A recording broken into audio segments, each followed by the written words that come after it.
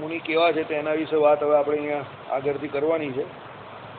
પહેલાં તો પુણ્યા એટલે બ્રહ્મજ્ઞાનીઓમાં અગ્રેસર ગણાતા જનક રાજાના નિવાસથી પવિત્રકારી મિથિલા નામની એક નગરી વર્તે છે. તે નાગરિકોમાં ધાર્મિકોમાં શ્રેષ્ઠ વિષ્ણુદત્ત નામના એક શ્રેષ્ઠ બ્રાહ્મણ હતા. એટલે આ સતાનંદ સ્વામીના પિતાજી ત્યાંથી શરૂઆત કરેલી આપણે કાલે.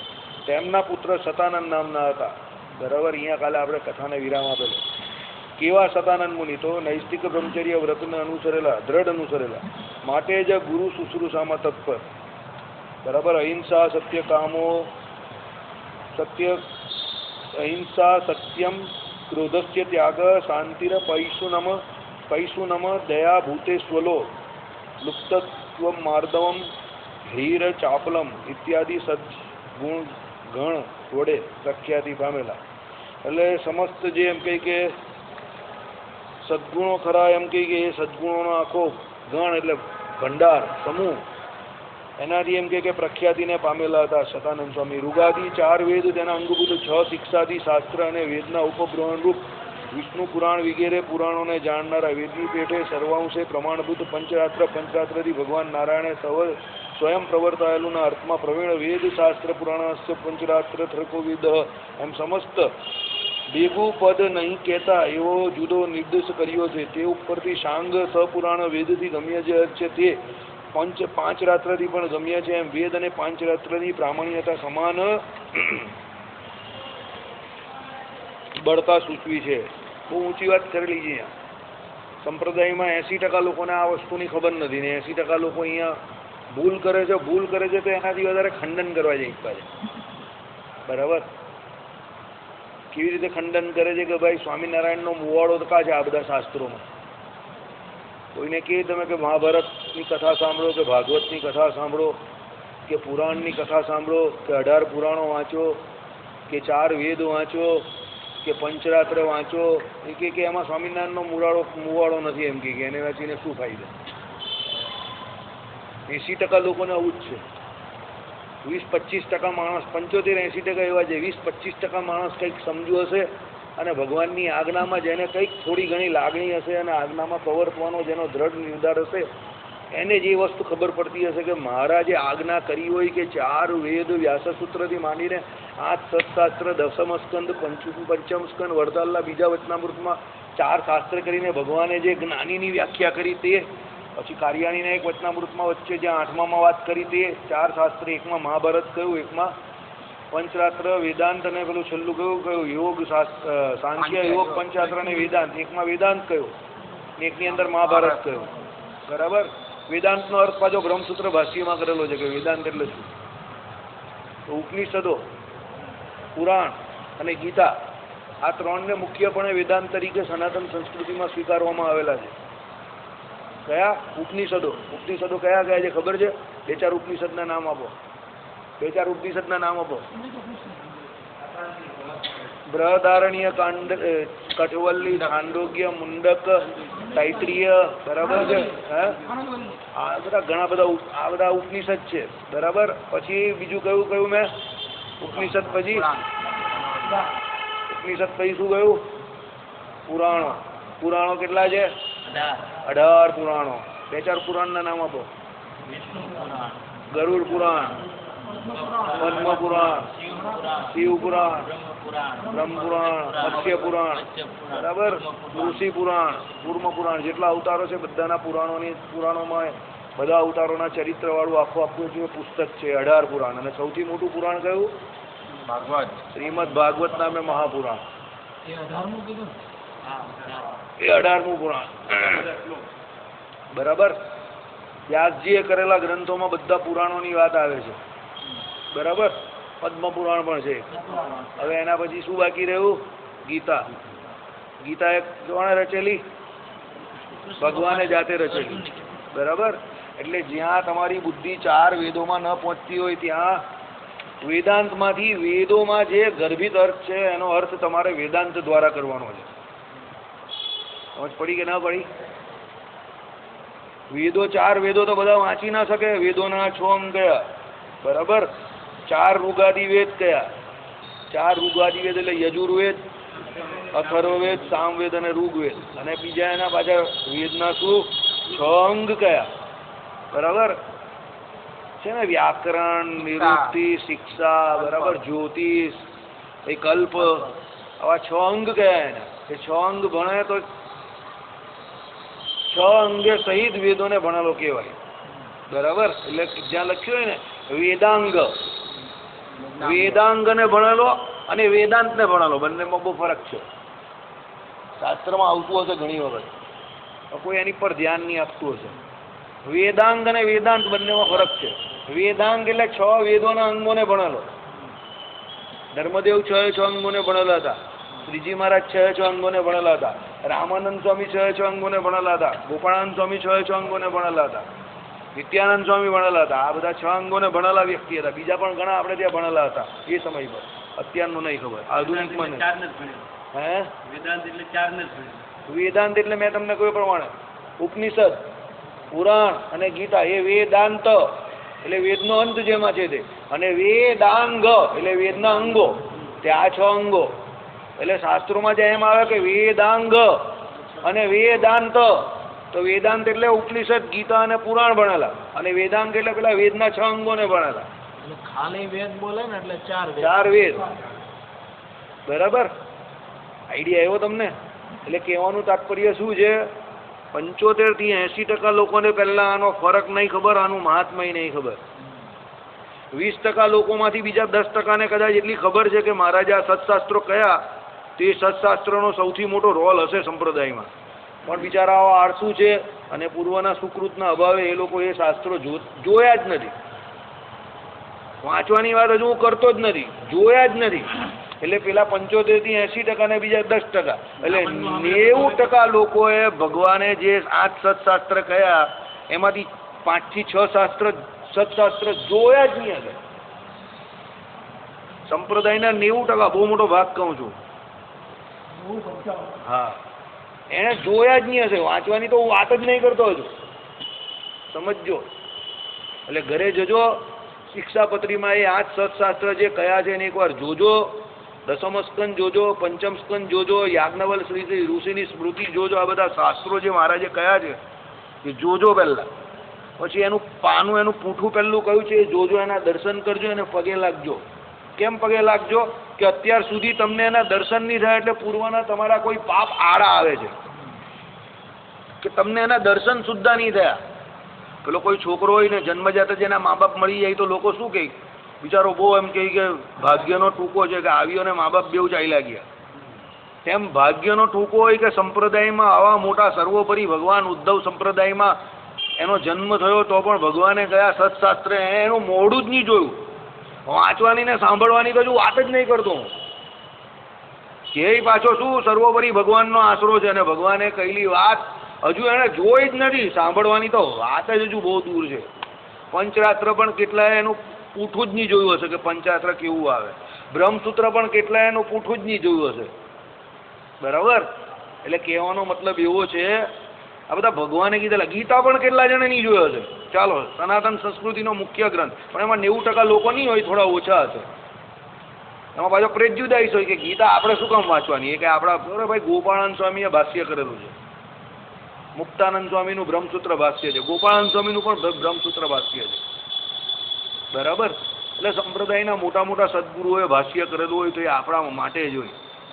અને આ સતાનંદ મુનિ, નિત્યાનંદ મુનિ, જેટલા ગોપાળાનંદ સ્વામી, જેટલાના તમે જીવન ચરિત્ર જોવો તે બધા આ બધા શાસ્ત્રોમાં પારંગત હતા. અને સંસ્કૃતમાં ટીકાઓ કરતા હતા, આટલા પાવરફુલ હતા. બરાબર, એ એમને એમ તો કરતા નહીં હોય, મહારાજની આજ્ઞા વગર તો કરતા નહીં હોય. મહારાજની આજ્ઞા આપણે પાડી લોપી શકીએ, એ થોડા લોપતા હોય, સમજો. એટલે એ શાસ્ત્રોનું અતિ મહાત્મય હોય.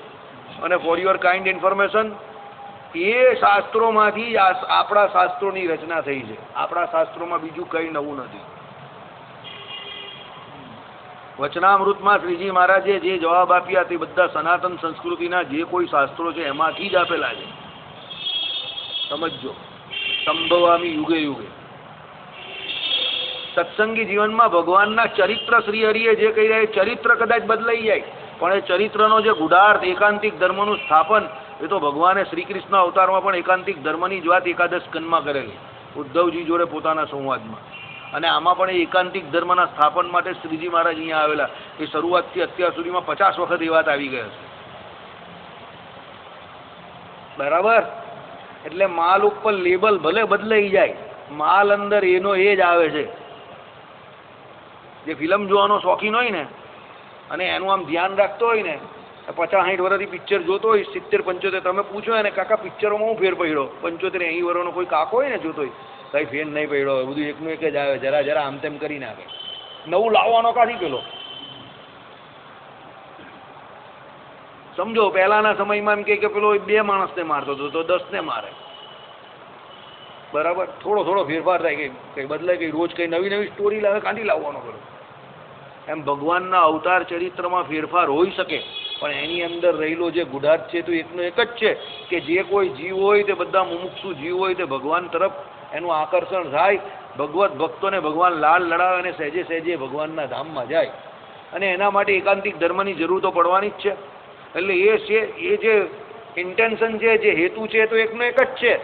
આ ચરિત્ર ભગવાન બદલ્યા કરે પોતાની ઈચ્છા પ્રમાણે. જરાસંઘ આવી જાય કે કર્ણ આવી જાય કે કાલિદત્ત આવે, ભગવાન માટે ને આપણા માટે તો સરખા જ છે કે અસુર હતા, ભગવાન જોડે લડતા હતા. એટલે એ જરાસંઘ હોય કે પેલી બાજુ કંસ હોય કે પેલી બાજુ પેલો ધોબી હોય ને, આપણે શું ફરક પડે કે રાવણ હોય, અને આપણા વખતે કાલિદત્ત હોય કે પેલો કૌશિકદત્ત હોય, બધા હતા અસુર જ ને, ભગવાનના વેરી હતા ને. ચોર મસિયારે ભાઈ, એવી વાત છે. આ તો બે ચોર કહીને તો अपन दोनों तो रिश्तेदार होते हैं. पेलो कहीं कौन से कैसे रिश्तेदार होते हैं, तो कि ચોર મસિયારે ભાઈ, તું બી ચોર નો હું બી ચોર, એટલે બંને માસીના દીકરા. એ વાત છે. કે બધા અસુર જ હતા. એ બધા ભગવાનને ભગવાનના ભક્તોના દ્રોહી જોવાના. એટલે તો જગન્નાથપુરીમાં ભગવાને રોજ 2000, 5000, 10,000 ધર ઓછા કરતા ગયા. બરાબર. પણ ભગવત ભક્તોને કદાપી એ અસુરોમાં કે અસુરો જે કઈ કાર્ય કરે એમાં જરા પણ રુચિ પડતી નથી. ભગવત ભક્તોને તો ભગવાનના ભક્તો, ભગવાને જે સ્થાપન કરેલી મૂર્તિ, ભગવાને જે બનાવેલા સત્શાસ્ત્રોનું શ્રવણ, પઠન, અભ્યાસ, મૂર્તિના દર્શન, 9 પ્રકારની ભક્તિ, આ જ બધામાં રુચિ હોય. હમણાં સામે બોર્ડ ઉપર તમે વાંચતા હશો તો આવશે અધર્મના લક્ષણ, ધર્મના લક્ષણ, બધા લક્ષણ દેખાય છે અંદર. પછી તમારે તમારું કેટેગરાઇઝેશન કરી દેવાનું કે ભાઈ આમાં તમારામાં કયા વધારે છે, અધર્મવાળા વધારે છે કે ધર્મવાળા વધારે છે. એટલે ખબર પડી જશે તમને કે તમે દૈવી સંપ્રદાયયુક્ત છો કે આસુરી સંપ્રદાયયુક્ત છો. જો ભાઈ તિલક ચાંદલો કરે એટલે બધા દૈવી હોય એવું જરૂરી નથી ભાઈ. મહારાજ વખતે પણ એવા ઘણા બધા હતા ધૂતારાઓ. એટલે તિલક ચાંદલો કરે એટલે બધા દેવી સંપ્રદાયયુક્ત કે બધા ભગવત ભક્તો એવું જરૂરી નથી ભાઈ. બરાબર. એ તો મહારાજ કે એ પ્રમાણે કે લોકો ગામમાં ભલે કહેતા હોય સાધુને મન બધા સરખા, પણ અમે તો એવું માનતા નથી કે બધા સરખા. 4 અસાનનો વિવેક તો રાખવો.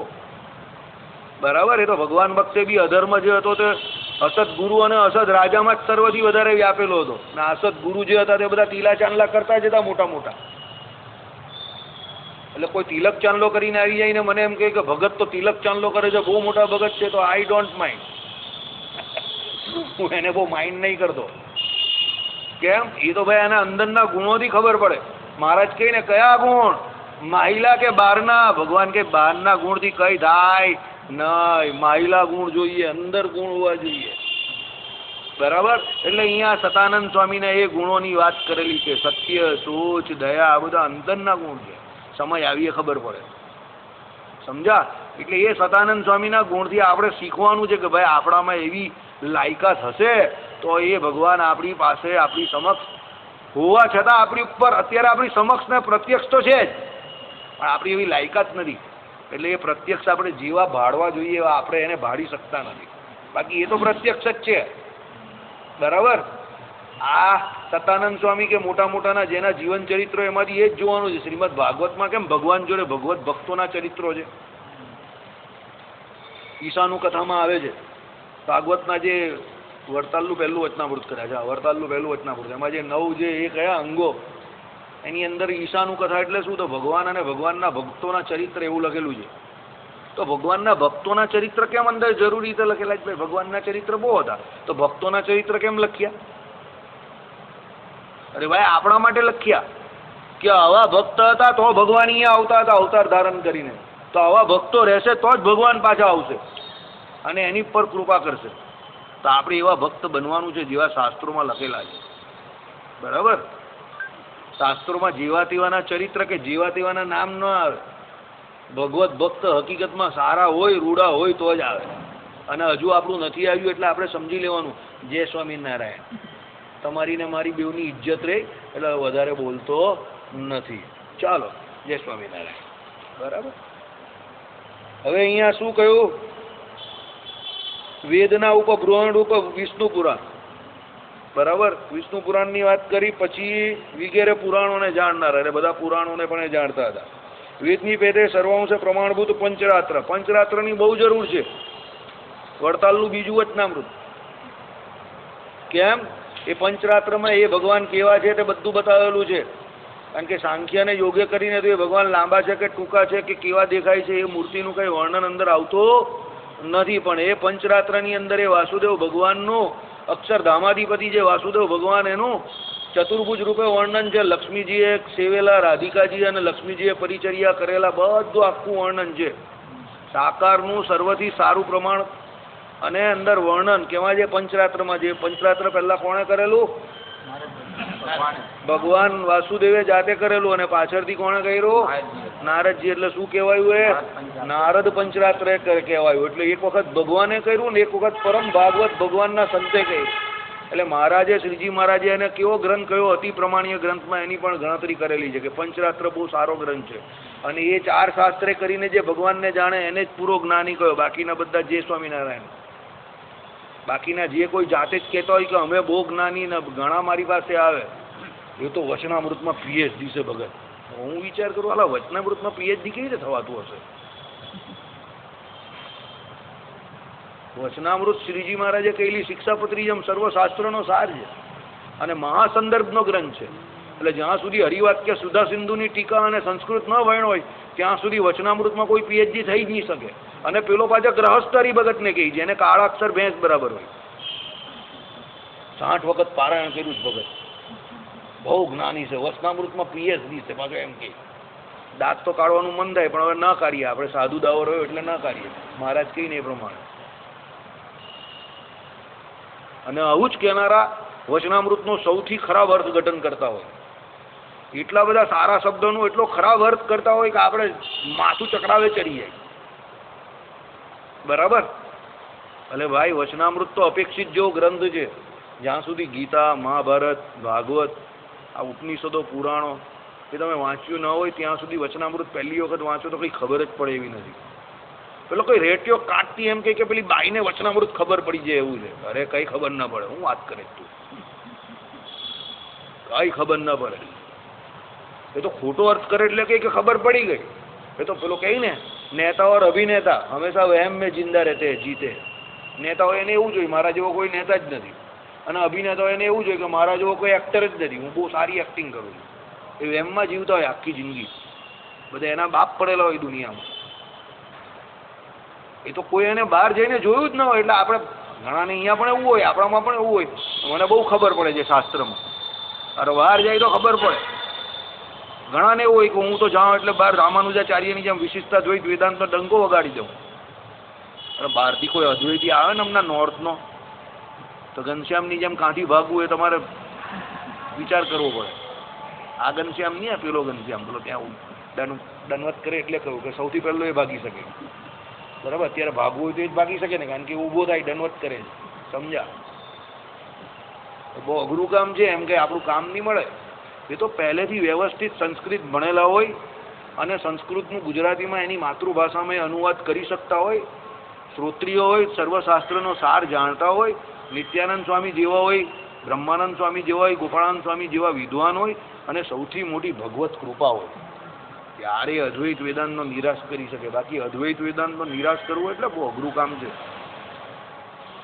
અને અત્યારે ભારત વર્ષમાં જેટલા ધુરંધર લોકો છે ને, બધા અદ્વૈતીઓ છે. વિશિષ્ટ દ્વૈતીઓ આપણા બહુ ઊંચા છે. બરાબર? રામાનુજાચાર્ય, રામાનંદાચાર્ય, નિમ્બાર્ક અને માધવાચાર્ય. બરાબર? આ થોડા નિમ્બાર્ક ને માધવાચાર્ય પાછા એ તો દ્વૈતાદ્વૈત ને એના વાળા છે.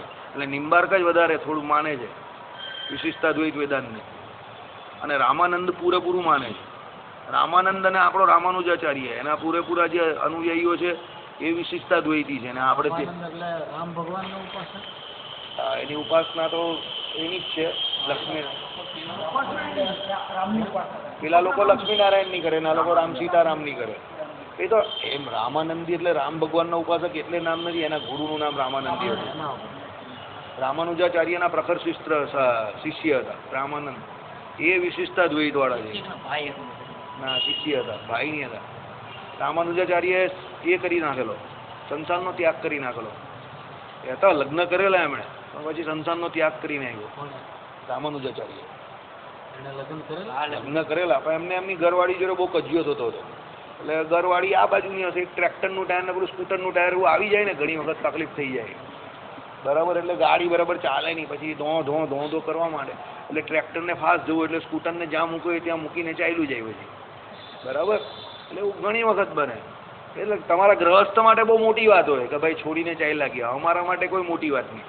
અમને તો એમ કે ભાઈ બહુ સારું કામ કર્યું, આ કરવા જેવું જ નહીં હતું પણ એને કેમ કર્યું હશે, અમે એવું વિચારીએ, બરાબર. તમે લોકો એમ કોઈ બૈરી છોડીને ચાલ્યા ગયા એટલે તમને જરા આંચકો લાગી જાય, બરાબર. અમને મજા આવે જરા, બહુ પ્રેક્ટિકલ વાત કરીએ. ચાલો આગળ વધીએ. બહુ પર્સનલ વાત નહીં કરવી, પાછા તમે પર્સનલી દુશ્મનાવત કરશો ભાઈ મારી જોડે, આ કેમ આવી વાત કરે છે, બરાબર. તમે પાછા વધારે છો ને હું એકલો છું અહીંયા, પેલો બીજો છે ના ત્રીજો છે, બરાબર. એટલે અમારી તાકાત બહુ ઓછી છે અત્યારે. એટલે કહેવાનો મતલબ એવો છે કે ભાઈ એવું તો બધાને જ હતું. તુકારામજીને એવું હતું, એને પણ પછી ઘરવાળી જોડે ફાવતું નહીં હતું. સંપ્રદાયમાં આપણા મુક્તાનંદ સ્વામીનું એવું હતું. તો ઘણા હતા. એમાં શું ગ્રહસ્થાશ્રમ એટલા માટે કર્યો હોય પહેલાં કે એવું ભાગ્યમાં હોય એટલે કરે, પછી એ તો ખબર હોય એ લોકોને કે આમાં કંઈ મજા નથી એટલે પછી વૈરાગી કરીને છોડી દે. પણ સમજવા જેવી વાત શું છે સમજો, એમની ઉપર પ્રભુની પરમ કૃપા હોય અને વૈરાગ હોય તો જ ગ્રહસ્થાશ્રમ કર્યા પછી છૂટે. એટલે હું એવું માનું છું કે એ કામ વધારે કઠણ છે જે એ લોકોએ કર્યું છે. જેણે નથી કર્યા એના કરતી કરીને છોડે છે એ વધારે કઠણ કામ છે. નિષ્કુળાનંદ સ્વામી, મુક્તાનંદ સ્વામી, રામાનુજાચાર્ય, ગોપાળાનંદ સ્વામી, આ બધા તો સામેથી કહું છું આ કામ વધારે કઠણ છે, સમજજો.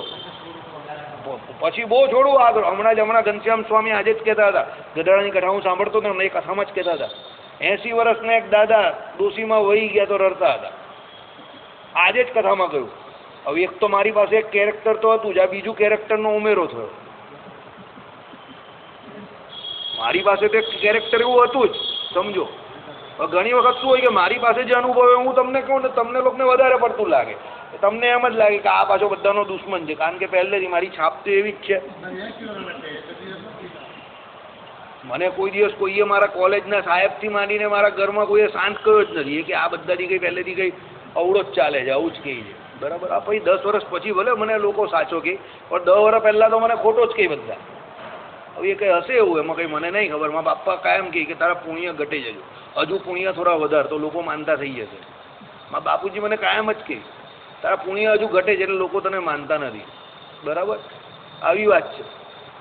તો ભાઈ એક મારી પાસે ઉદાહરણ હતું કે 80 વર્ષના દાદા દાદી ગયા તો બહુ કલ્પના કરતા હતા. આજે કથામાં આવ્યું આવી રીતે એમને પણ આ જ બનાવો. પછી કહ્યું એમને કે ભાઈ એ તો સારું થયું ને, મહારાજે કહ્યું સ્ત્રી અને ધનરૂપ માયા, એટલે પહેલી સ્ત્રી રૂપ માયા કહી છે. ગઈ તો સારું જ છે ને, વાસના નહીં રાખો હોય ને ભજન કરો, મોક્ષ થઈ જાય, તમારા મોક્ષના દરવાજા ખુલી ગયા.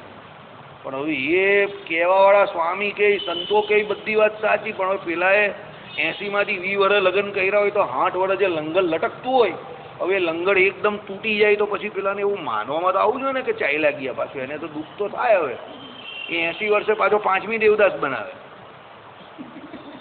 4 બની ગઈ અત્યાર સુધી, એ 5મી દેવદાસ બનાવે કે દોહીમાં વયા ગયા એમ કરી. કેવી માયા છે, તમે વિચાર તો કરો. ભગવાનની માયા કેવી છે, ખતરનાક છે ને, બરાબર. બહુ જબરી દુઃખદાયી છે, કેવી વસ્તુ છે. 80 વર્ષે માણસને આવું થાય છે. આમ વિચાર આવે, અહો પ્રભુ અચરજ માયા તુમારી. ને સંત પાસે જઈને એને સમજણ લેવી પડે 80 વર્ષે કે તારી પર ભગવાને કૃપા કરી છે, કેવી માયા છે. અને આ લોકો જુવાન અવસ્થામાં, એકદમ ભરી જુવાનીમાં, યુવા અવસ્થા, પેલો કહીને તરફડથી યુવા અવસ્થા કહેવાય એમ. માણસની તરફડથી એટલા માટે કે એમાં જે ધારે એ કરી શકે. મહારાજે કહ્યું ને કાળા માથાનો માનવી જે ધારે એ કરી શકે. એ અવસ્થામાં બાયરી છોકરા હોય તો બધાને મૂકીને, કદાચ છોકરા ન હોય તો પણ બાયરી હોય બધાને મૂકીને ભગવાનનું ભજન કરવા માટે નીકળી જાય. ધન્ય છે એ જીવોને. ભૂટાન સ્વામી લગનમાં દાડા એ તો અદ્ભુત કાર્ય કરેલું એટલે બધાને જ ખબર હતી. નિષ્કુળાનંદ સ્વામી, અદ્ભુતાનંદ સ્વામી એટલે એ લોકોને ધન્ય છે. અને મહારાજે પેલા 18 લેટર લખેલા એ બધા 18 લેટર લખ્યા તો બધા ઘર પરિવાર બધું છોડીને ચાલ્યા આવેલા ટકા મુંડા કરાવીને. જે કામ કરતો હોય બધું મૂકીને આવી જાવ આવું કહ્યું એટલે બધા જ આવી ગયા. વિચાર કરો, ઘરે તો જવાય જ કા, ઘરે ગયો તો પાછો નહીં આવે. ઘરે જાય એટલે પાછો કોઈ દિવસ નહીં આવે. તો પછી એ તો તમને યાર મેં તમને એક જોક નહીં કહેલી મેં. એક ભાઈ આવી રીતે જ કહેતા હતા કે અહીંયા એડ્રેસ લખી દે નહીં ભાઈ આપણું. તો કે કેમ એડ્રેસ એટલે તમારે આવવાનું છે? તો ના, એમ કે અહીંયા કોઈ દિવસ જવાનું જ નહીં, જાય તો પાછા આવતા જ નથી કોઈ. એટલે ઘરે જાય પાછો નહીં આવે. બરાબર? એ તો માયાનું, એ તાળું માયાનું છે. એક વખત ખુલી ગયું ને, ઘરનું તાળું ખુલી ગયું એટલે પેલાને અંદર મજા આવવા માંડે. બરાબર? અંદર આમ બોલાવે માયા, આમ કરતી આ વાહ વાહ આવે એટલે ધડાક દઈને અંદર. પછી કઈ માળા બાળા નહીં ફરે. 9:30 પછી ઘરે જાય એટલે માળા ફેરવવી બહુ અઘરું કામ છે ભાઈ, બહુ ही कठिन है मेरे दोस्त. એ તો અહીંયા શાંતિથી તમે બધા નવરા નકર એકદમ ડાયા દમરા થઈને સત્સંગ કરો, ભજન કરો. બાલુભાઈ ભજન ગાય મહારાજની સામે. પણ 9:30 પછી ઘરે જાય એટલે પછી તો માયાની જે ચાવી ફરે એટલે પછી ભજન કીર્તન બધું ભૂલી જાય. પછી તો ટેણ ટેણ ટેણ ટેણ એમ કરીને બધું ચાલે. બરાબર? સમજી ગયા ને તમે લોકો? એ બહુ ખતરનાક કામ છે. એટલા માટે એ લોકો ધન્ય છે. સંતો નન સંતો ધન્ય છે જે કુટુંબ છોડીને ગયા, ઘર-બાર છોડીને ગયા. ઇતિહાસમાં શ્રીમદ ભાગવતમાં એટલા માટે એમના ચરિત્ર લખેલા છે. અને શાસ્ત્રોમાં વીર પુરુષ એને જ કયો છે. શાસ્ત્રોમાં જે વીરનું લક્ષણ કહ્યું ને એ આ માણસને વીર કયો છે કે માયાનું ઉલ્લંઘન કરીને ધન મન તન મનથી ભગવાનની પાસે પહોંચ્યો અને સર્વનો ત્યાગ કર્યો અને ભગવાન પાસે પહોંચી ગયો એટલે એને વીર પુરુષ કયો. માયાનું ઉલ્લંઘન કરીને જે ભગવાન પાસે ગયો એ જ વીર છે. બાકી આ જગતમાં બીજો કોઈ વીર નથી. બરાબર? એટલા માટે આ સતાનંદ સ્વામીના ચરિત્ર દ્વારા આપણે વીર બનવાનું છે. બીજું શું કહ્યું? પંચરાત્રની વાત કરી, એવો જુદો નિર્દેશ કર્યો છે. એટલે શું કર્યું કે ભાઈ પંચરાત્ર પણ બહુ મહત્વનો ગ્રંથ છે. પુરાણ વેદથી ગમ્ય જે અર્થ છે પંચરાત્રમાં પણ ગમ્ય છે. એમ વેદ અને પંચરાત્રની પ્રમાણ્યતા એક સરખી ગઈ કે ભાઈ પંચરાત્ર કઈ જીવો તેવો ગ્રંથ નથી. એનું પણ બહુ પ્રમાણ આપવામાં આવે છે. પંચરાત્રમાં ઘણા બધા બહુ સારા સારા મુદ્દા છે અને કથા દ્વારા બહુ સારા સિદ્ધાંતોનું નિરૂપણ કરેલું છે. ભગવત ભક્તનો પણ બહુ મહિમા અંદર ગાયો છે. ભગવાનનો મહિમા તો ગાયો જ છે, ભગવત ભક્તોનો પણ બહુ મહિમા ગાયો છે. પંચરાત્ર પેલા ભગતે બહુ સારું વાંચેલું છે અને પૂછી લેજો પૂછવું હોય તો. વિષયમાં વિરક્તિ કે જે એટલે એમણે વાંચ્યું હોય ને પછી જે એમાં કામનું હોય તે મને કહી દે. હું આવી રીતે વાંચું, બધું નહીં વાંચું. કોઈ સારું વાંચતો હોય ને તો બધું કહી દે. અમારામાં પેલા પિયુષભાઈ પહેલાં આખું સત્સંગી જીવન વાંચે. તો અમારા મંડળમાં છે ને મુદ્દા લઈને આવે, 15 મિનિટ મુદ્દા વાંચી જાય એટલે આપણું સત્સંગી જીવન પાકું થાય. એ ત્યારથી સત્સંગી જીવનની લત પડી ગઈ કે સત્સંગી જીવન જેવો કોઈ ગ્રંથ નહીં, આને ના મુકાય. અત્યાર સુધી કામમાં આવે છે. એ પછી આવી રીતે એકાદ બે ત્રણ વાર ચાલે. બીજું કથા વાર્તા જ્યાં થયા ત્યાં સાંભળ્યા કરવી, એનાથી આપણું પાકું તો થાય. બરાબર? ચાલો. વિષયમાં વિરક્તિ કે જે વેદાર્થ વિજ્ઞાનના વિપાકરૂપ છે તેમાં નિષ્ઠાવાળા વર્ણાશ્રમોચિત સ્વધર્મમાં વિષમ દેશ કાળાદીપમાં પણ નિશ્ચય નિષ્ઠાવાળા. વિષયમાં વિરક્તિ, પંચ વિષય જે કયા ને એમાં વિરક્તિ. બરાબર? પંચ વિષય કયા બોલો? પૃથ્વી, જળ, તેજ, વાયુ ને આકાશ. મજા આવી ગઈ ને? હાથ મિલાઈ દે વાત કરી. મજા આવી ગઈ ને?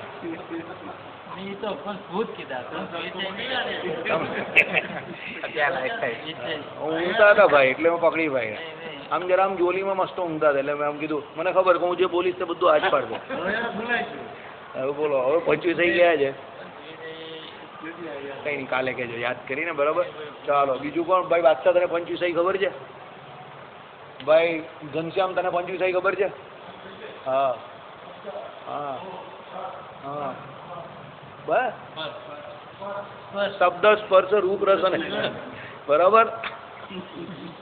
આ પંચ વિષયમાં વિરક્તિ કે છે વેદાર્થ વિજ્ઞાનના એટલે વેદનો જે અર્થ છે એટલે જેણે શાસ્ત્રોનું અધ્યયન કર્યું હોય. વેદ એટલે એકલા વેદ ન લેવાય એમ.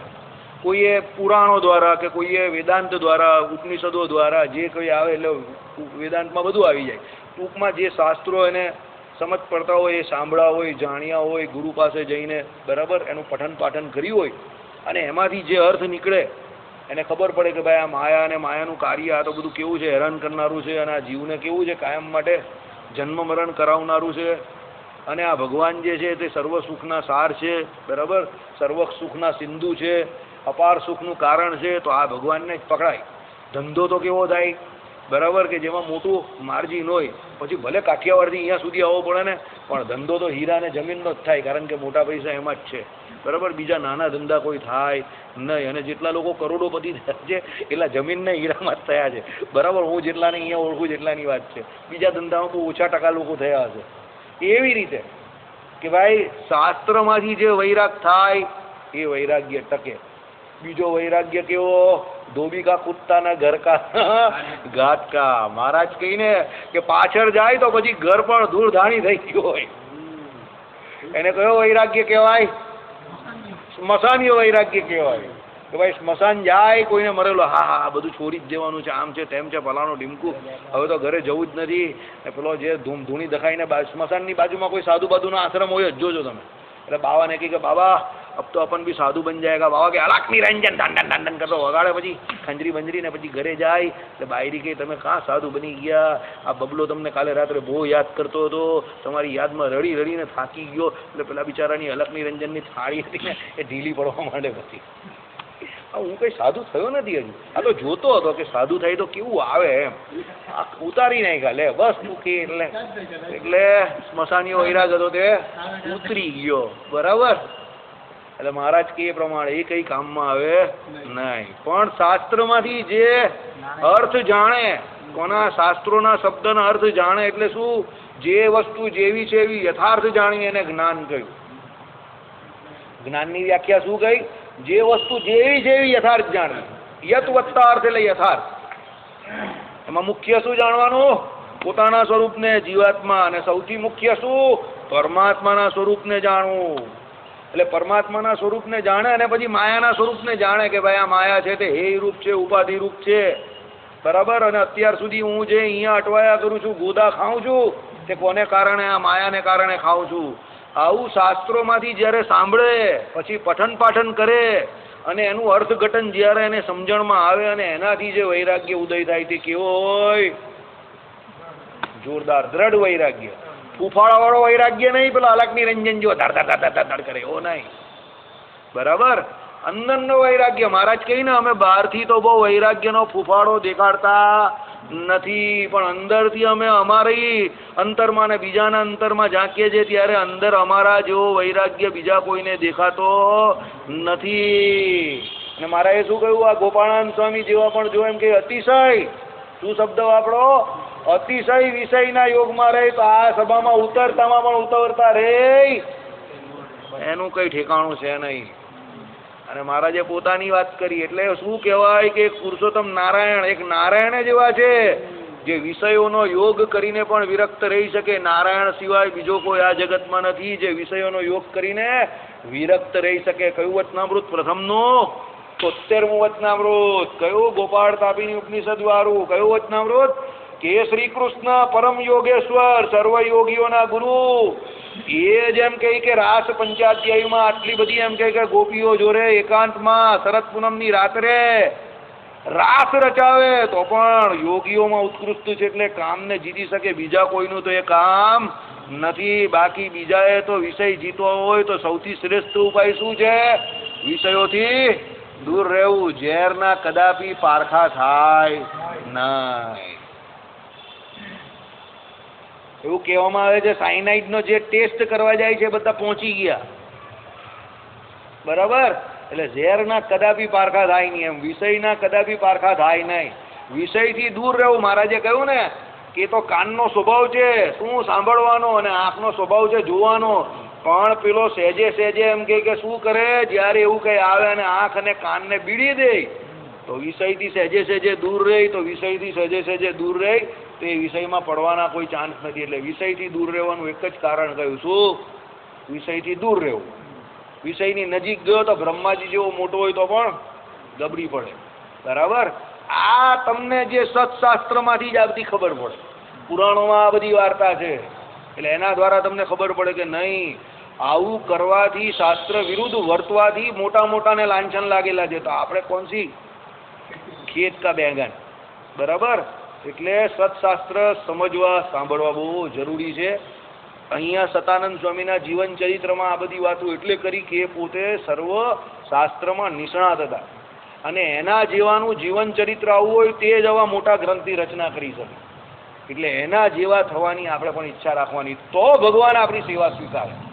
નહીતર જય સ્વામિનારાયણ. શ્રીપતિમ શ્રીધરમ સર્વદેવીશ્વરમ